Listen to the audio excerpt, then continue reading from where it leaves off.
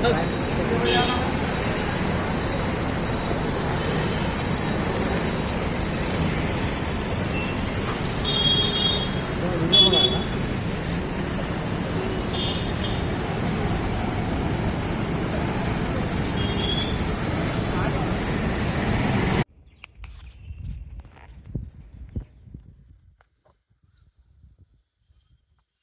علیکم ورحمۃ اللہ وبرکاتہ. اعوذ باللہ من الشیطان الرجیم. بسم اللہ الرحمن الرحیم. یریدون لیطفئوا نور اللہ بافواہہم واللہ متم نورہ ولو کرہ الکافرون والذی ارسل رسولہ بالہدی ودین الحق لیظہرہ علی الدین کلہ ولو کرہ المشرکون. عزیز ساتھیو، ہم دیکھ رہے ہیں کہ کس طریقے سے پچھلے دنوں میں غزہ کے معصوم لوگوں پر، معصوم انسانوں پر اسرائیل اپنی بربریت جاری کری ہوئی ہے.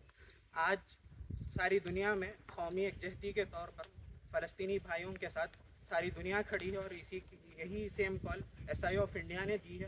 اور ہم حیدرآباد میں بھی تقریباً 10 سے زائد مقامات پر الگ الگ جگہ پر بعد نماز جمعہ سولیڈیریٹی گیدرنگز ہم نے منعقد کیے ہیں. ماضی میں بھی ہم نے ہر وقت جبھی بھی اسرائیل کی بربریت بڑھی ہے، ہم نے فلسطین اور ہمارے غزہ کے بھائیوں کے ساتھ یکجہتی دکھائی ہے اور الگ الگ طریقے سے ڈیمانسٹریشنز کیے ہیں. سب سے پہلی بات تو میں یہ بیان کرنا چاہتا ہوں کہ ہمارے لیے فلسطین کیوں اہمیت کا حامل ہے. ایک تو اس کی ایک اپنی ریلیجس سینکٹیٹی ہے.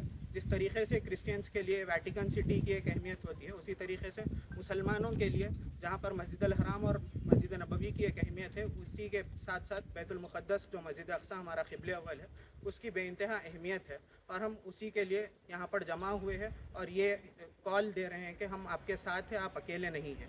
اس کے بعد کچھ ہمارے ڈیمانڈز ہیں جو ہم رکھنا چاہ رہے ہیں.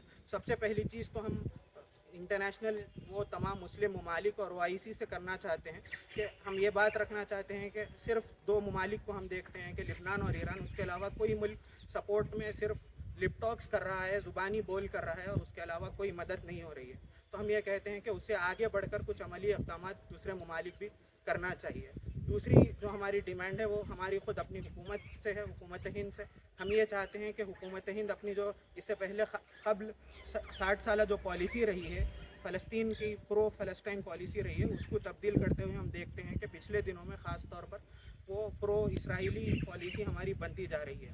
تو ہم خاص طور پر یہ بھی ڈیمانڈ کرتے ہیں کہ اسرائیل اور فلسطین کے مسئلے کو سمجھیے کہ جس طریقے سے 1857 سے 1947 کے بیچ میں جو پوری آزادی کی جنگ تھی، اور برٹشرز نے جس طریقے سے مسلمانوں کو اور پھر ہندوستانیوں کو یہاں پر باغی کہے تھے، وہی سیم حل فلسطین اور اسرائیل کی جنگ کا ہے. اور اسرائیل فلسطینیوں کی جگہ پر خالی قبضہ کر رکھے ہوئے ہیں، اور وہ لوگ فلسطینیوں کو بدنام کر رہے ہیں کہ یہ لوگ ظلم اور بربریت کر رہے ہیں.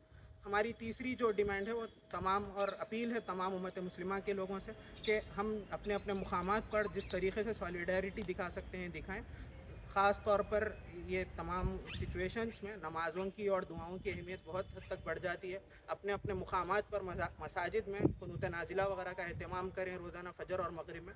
ساتھ ہی ساتھ زیادہ سے زیادہ کثیر تعداد میں دعاؤں وغیرہ کا اہتمام کریں. اور ہم آخری میں پھر سے یہی چیز کہتے ہوئے اپنی بات ختم کروں کہ ایس آئی او ہمیشہ سے ماضی سے ایس آئی او اور جماعت اسلامی فلسطین کے سپورٹ میں ٹھہری ہوئی ہے. کوئی بھی اس کے خلاف میں جائیں گے، ہمارا سیم کال کنٹینیو رہے گا اور یہ آگے بھی انشاءاللہ جاری رہے گا. جزاک اللہ.